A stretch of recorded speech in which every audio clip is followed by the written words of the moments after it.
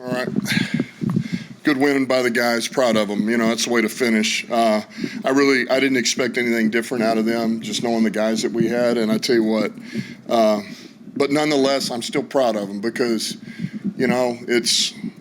it's not always the easiest thing. You get eliminated, and it's hard for some guys to, you're back out in the elements, and it's with the team that's already clinched. But our guys fought, man, and from the beginning.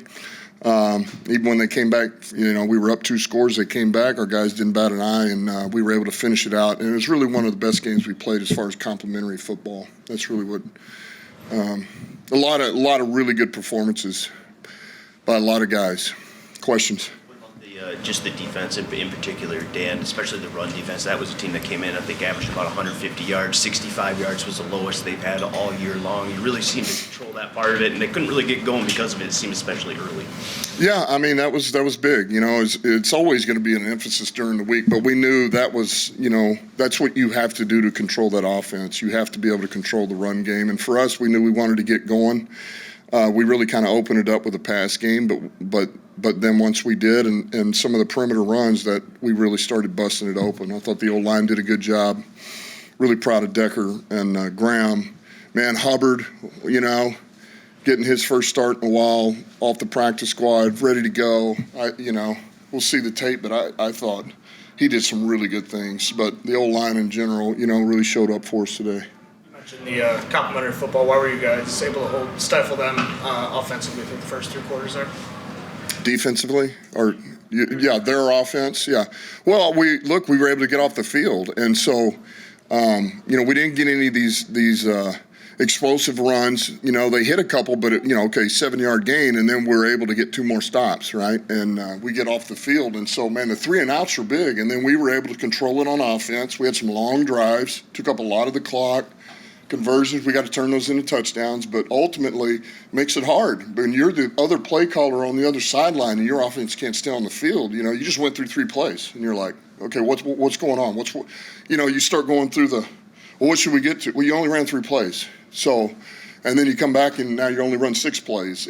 It's hard to figure out what you want to get to, what you're trying to set up for the next time if you're able to just go 3 and out or 6 and out, And so that was big for our defense. They really set the tone for the day, and they're, again, just complimentary football. What about offensively being able to control the time of possession, especially here? I think it was 11 plays, 16 plays, 9 plays, 11 plays on your scoring drives. Just being able to maintain the football much better than you have been probably the last month or so.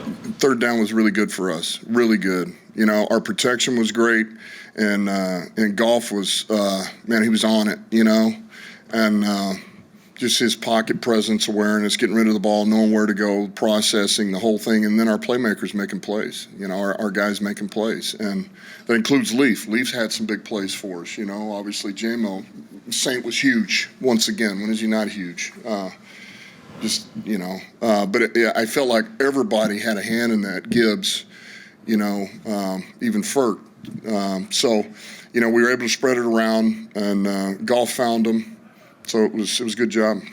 Obviously, 2022 was a different situation, but going out on a high note, kind of led y'all into a better season next year. Do you feel like, when you end the season can that bleed into the next year at all when you go on a high note with a win that last? Well, I'll say this: I believe that things happen for a reason, right, wrong, or indifferent, or what. And when something like this happens, I believe it's going to be for the best. And it's up to Brad and I to make it for the best, and the guys that we know we're going to count on that are on this team.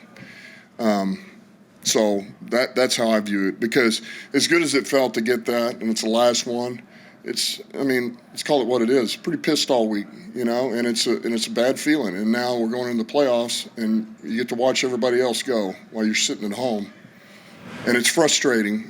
So that's what fuels you. We don't want to be doing that again next year. That's not where we want to be. You got to get in. Did you showed up today in your mind that maybe you hadn't seen for several weeks with this team?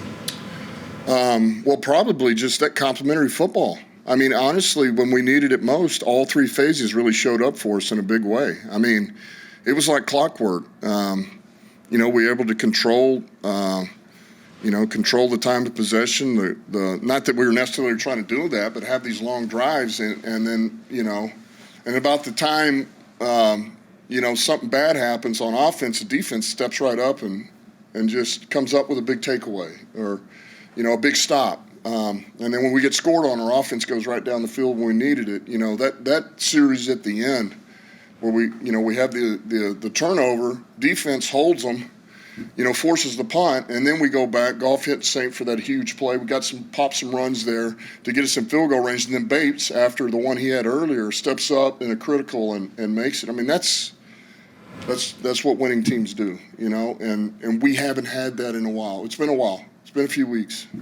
Did you learn anything about your team this week, or did it just reaffirm? No, I think it reaffirmed.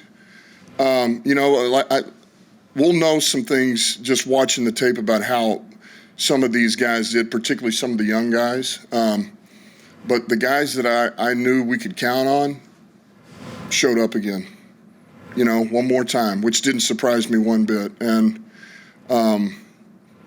I still believe the nucleus of this team is right. I really do. But we're going to need to make a few changes, and that's not just talking about that. It'll be collectively. We're going to have to work through some things to get the best version of ourselves. You got a lot of old friends on that sideline. Did that give you or the team any extra juice, do you think, coming into this one at all? I mean, I don't. Honestly, I've been so whatever with what happened last week, and just trying to get prepared for this one, and get our guys ready to go. I don't know. You'd have to ask them. But listen, I wish them well. A lot of people that I think a lot of over there.